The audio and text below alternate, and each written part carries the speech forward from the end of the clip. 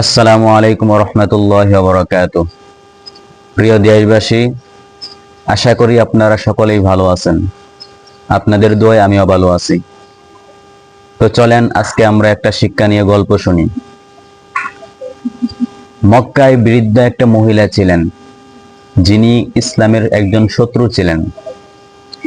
তো ওনার বাড়ির পাশ দিয়ে যখন রাসূল সাল্লাল্লাহু আলাইহি ওয়াসাল্লাম চলাফেরা করতেন, তখন সেই মহিলাটি নবী করিম সাল্লাল্লাহু আলাইহি সাল্লামের উপরে ময়লা ফেলে দিতেন। বিভিন্ন ধরনের ময়লা রাসূল সাল্লাল্লাহু আলাইহি সাল্লামের শরীরে ফেলে দিতেন। তো রাসূল সাল্লাল্লাহু আলাইহি সাল্লাম আবার কোনো রকম কোনো কিছু মনে করতেন না, তিনি স্বাভাবিকভাবে ওনার মতো চলতেন।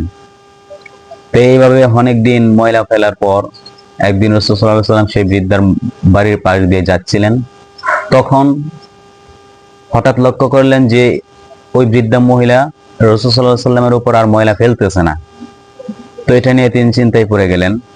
তো তখন রাসূল সাল্লাল্লাহু আলাইহি সাল্লাম বৃদ্ধার বাড়িতে গেলেন, গিয়ে দেখতে পেলেন যে তিনি অসুস্থ হয়েছে। আর সেই বৃদ্ধা মহিলা তখন রাসূল সাল্লাল্লাহু আলাইহি সাল্লামকে দেখে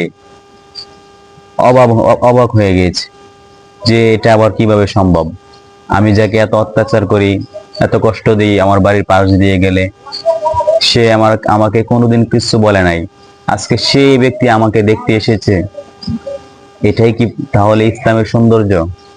তখন সেই মুহূর্তে রাসূল সাল্লাল্লাহু আলাইহি সাল্লামের কাছে সেই মহিলাটি ইসলাম গ্রহণ করলেন।